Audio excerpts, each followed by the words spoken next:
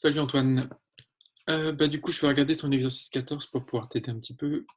J'ai pu voir qu'il y avait une petite boulette dans ce que tu nous proposais, donc on va regarder. Première chose, ton équation était bonne. Donc si on fait la réaction de HNO2, qui est un acide avec de l'eau, on va forcément obtenir la base, c'est-à-dire NO2-, plus l'acide du couple qui correspond à l'eau, qui va être H3O+. Alors, un truc qui est important déjà, juste pour information, j'ai mis des doubles flèches, parce qu'ils nous disent que c'est un acide faible, et comme c'est un acide faible, on est sûr que la réaction ne sera pas totale. Ensuite, ils nous donnent des concentrations et ils te demandent de retrouver Ka. Donc comme tu l'as dit, quand on cherche le Ka, c'est-à-dire la constante d'acidité, on fait la concentration de la base fois la concentration d'H3O+, divisé par la concentration de l'acide.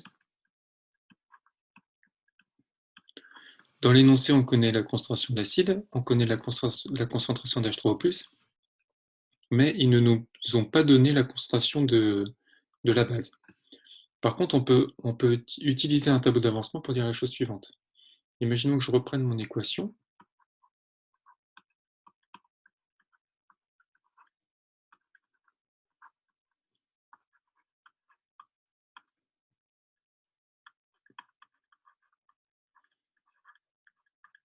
On voit que devant les éléments, il y a des coefficients de stoichiométriques qui sont tous égaux à 1.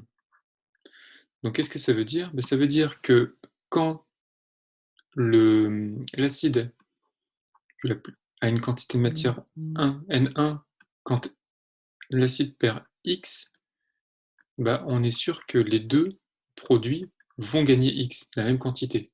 Et s'ils gagnent la même quantité, on est sûr que la concentration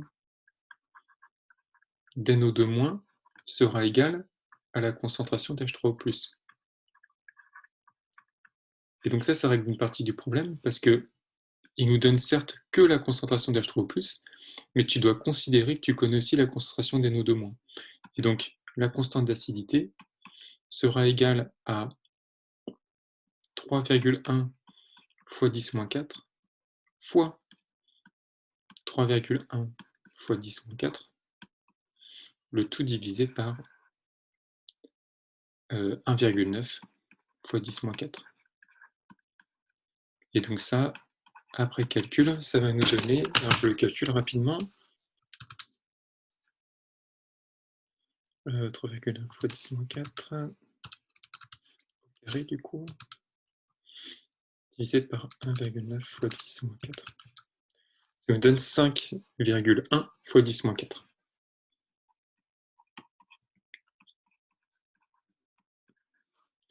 Ensuite, pour retrouver le pK, on sait que le pK, c'est moins log du Ka. Donc ça va être égal à 3,3. Alors je mets un chiffre significatif un peu, parce que dans notre résultat, il y a un chiffre significatif, parce que eux, ils nous donnent, enfin finalement non, il y a deux chiffres significatifs, je te dis des bêtises, parce que toutes les données de l'énoncé sont données à deux chiffres. Donc là, ça va nous faire 3,3. Voilà, écoute, j'espère que ça a été assez clair. En fait, l'idée, c'est que tu comprennes bien que quand il nous manque des concentrations comme ça, avec un tableau d'avancement, en général, on peut s'en sortir. N'hésite pas si tu as des questions. Bon courage.